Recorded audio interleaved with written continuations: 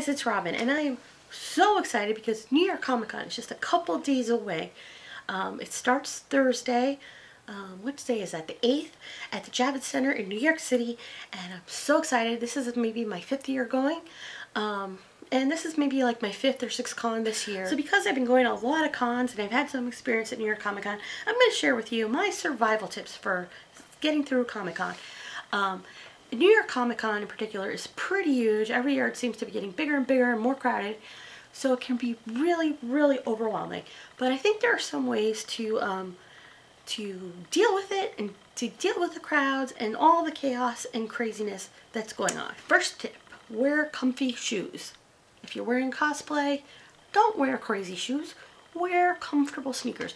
You're going to be walking all day long for days. So that is my first major tip. Wear comfortable shoes. My second tip is bring a phone charger. Get the little portable chargers, bring 2 or 3 of them, and bring them. And even when you're walking around the con, try turning your phone on airplane mode, because something about being in a convention with all those people trying to post to social media just sucks the life out of your phone. The internet reception in that building is terrible, and in most cons, because this was happening at VidCon in Anaheim too. Internet is just terrible. Turn it on airplane mode. Turn it back on when you want to post that Instagram or something, or go outside for a bit and post then, and it'll be worth it because you'll save your phone. Because otherwise, when it's time to go home and you need a ride or something, or you know you want to call Uber, your phone's gonna be dead. So save your phone battery by turning it on airplane mode. Another tip I have for you guys is bring your own snacks. Food at Javits is super expensive and the lines are crazy long for Starbucks or whatever. So bring some bottled water and like some protein bars or whatever you like to snack on. It totally will make your day easier. It'll help you pass time when you're waiting in lines for things.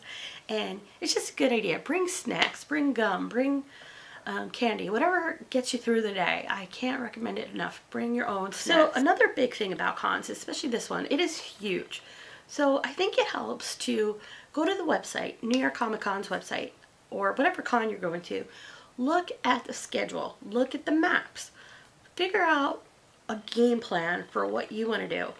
I'm a little bit crazy when it comes to planning and making lists.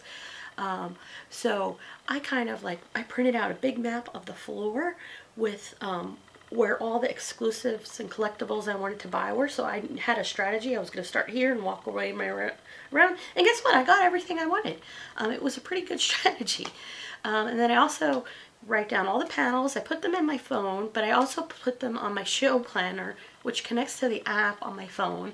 So I get alerts when they're going to start.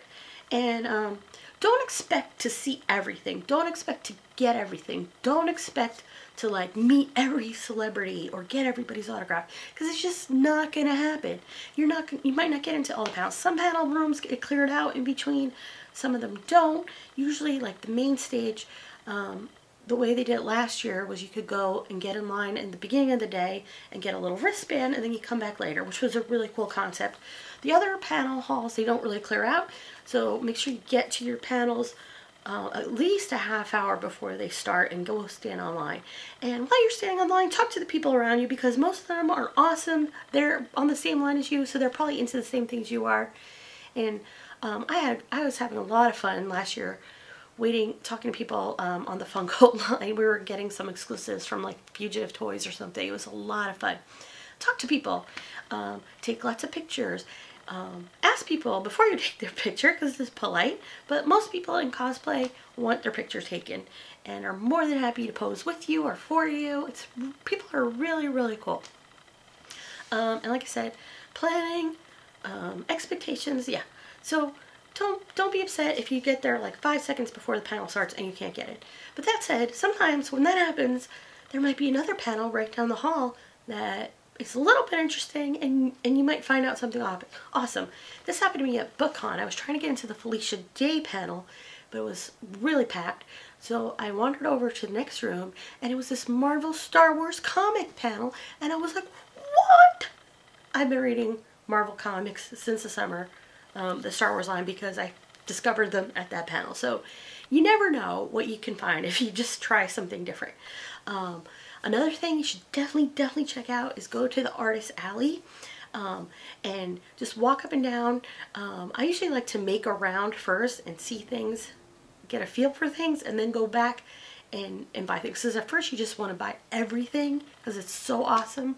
But I think it helps if you can make a round, maybe take pictures of things you really think you like, and then go back. Especially if you actually plan a budget. I never plan a budget. I blow through my budget every year.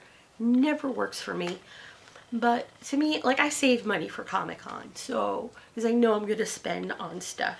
Because there's just so many collectibles, blind boxes, awesome t-shirts and gear, things I want to buy for my nieces and nephews and my friends, and awesome art. And there's just so much stuff. So you might also want to bring tote bags, because tote bags, you know, just something you can fold up and put in your backpack in case you do buy extra stuff. I came home last year or the year before with a giant TARDIS bag that is like bigger than me, but it's so awesome. Another important thing, take breaks. Take a break.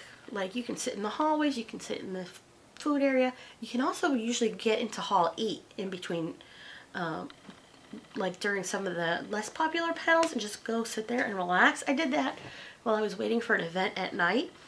I just went in this Hall E to chill out and and I just waited there. And while I was sitting there, one of the panels was like this Teenage Mutant Ninja Turtles cartoon panel, and one of the speakers was Rob Paulsen, who is like this awesome voice actor who I love, and Seth Green. So I ended up seeing two people I really like by just being in the room, which was really cool. I wasn't expecting that, and it was worth waiting for. It was very cool. But most of all, just have fun. Like I said, I think having a bit of a plan, like, you don't have to be a crazy scheduler like me and making lists and knowing where everything is. That's just me and my personality. It helps me manage.